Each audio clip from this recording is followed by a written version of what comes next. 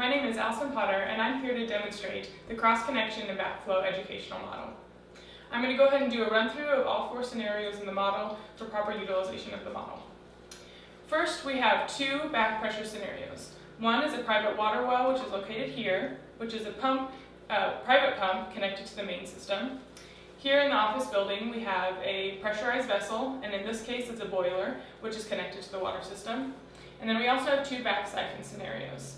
The first one here is subsurface contamination, so the clean sanitary drinking water line and a sewer line connected underground through leaks. And then we also have a submerged inlet. Here it's an inlet that's going into a cow trough. So I'm going to go ahead and run the model and demonstrate each of the scenarios. The first thing you're going to want to do is we have a water tower here. The water tower is attached to a pump and with an overflow mechanism. So the first thing in starting the model is you're going to want to turn on the water tower pump. After about a minute, your water tower should be full. The water level will rise all the way into the overflow tube and then will start draining back into your inlet reservoir. To make sure this happens properly, you'll want to squeeze the biggest tube coming from the water tower, which is the overflow tube, a couple times just to make sure the water is flowing correctly through it. You might even want to pick up the tube from the water in the inlet reservoir just to make sure that it's flowing correctly. So once your water tower is cycling correctly, you're going to go ahead and want to open ball valve 1. It should be closed up to this point to prevent water from flowing into the model, but once the water tower is ready to go, you can open ball valve 1. This will allow water to access the system. So all of the ball valves should be closed except for the 2 ball valves on the back side of the model. We have ball valve 8 and ball valve 7, and both of those should be open. Ball valve 8 is connected to the system, and ball valve 7 is connected to the house. The house will begin filling, and throughout the entire operation of the model, the house outlet should be open. This is a way to represent water accessing public. So the house is also equipped with an overflow mechanism, and so likewise, you're going to want to go ahead and squeeze the tube coming from the house a couple times just to make sure that it's draining correctly.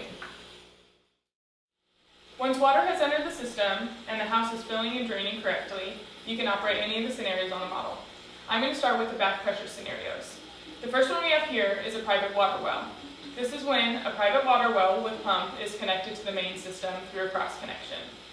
To operate this scenario, you're going to want to plug in the pump that is located inside the reservoir.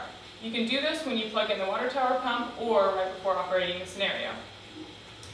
To activate this scenario, I'm simply going to turn ball valve 4, which connects the pump to the system.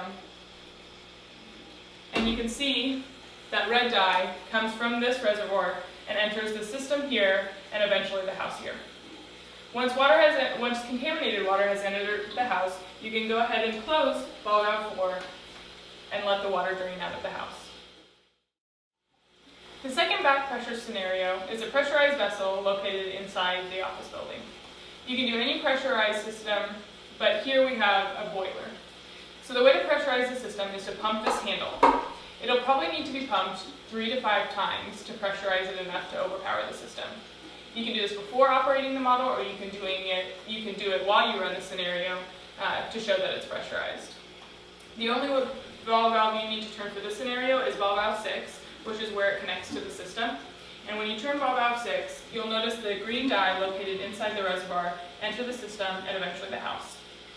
After dye has entered the house, you can go ahead and turn ball valve 6 back off and let the water drain from the system. The next scenario is a back siphon scenario. Back siphon takes place when there's a pressure drop in the system. To do this for the back siphon for the submerged inlet, we're going to use the fire flow scenario. So you can go ahead and turn on ball valve 5, and when you do this, water will flow into this reservoir. You don't want to wait too long because if too much water flows, it may overflow this reservoir. To get back siphon to take place, you can open ball valve 2, which will activate the fire flow scenario. When this takes place, I would go ahead and give it a couple squeezes just to make sure that it's flowing correctly. And then water should siphon from this scenario with the dye back into the main system. After water has come into the main system that has dye in it, you can go ahead and close ball valve 2, and then I would close ball valve 5 pretty soon after that as well, so you don't overflow your reservoir. You'll see dyed water in the system and eventually the house. Another back siphon scenario you can use is a submerged inlet on a truck fill station. So we have an inlet that's here submerged in the dyed water within a truck. To get the back siphon to take place, open valve 5, which will allow water to enter the truck. Now, to get back siphon to take place, you're going to go ahead and open the fire flow scenario. Water will exit the truck and enter the main system. Then, you'll close ball valve 2, and then eventually close ball valve 5 so as not to overflow the truck. The green contaminated dye should then enter the house. The final scenario I'll demonstrate is the subsurface contamination. This is also back siphoned, so we need a pressure drop in the main system.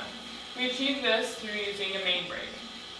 The main break is located here where a section of flexible tubing is connected to the system with quick disconnects.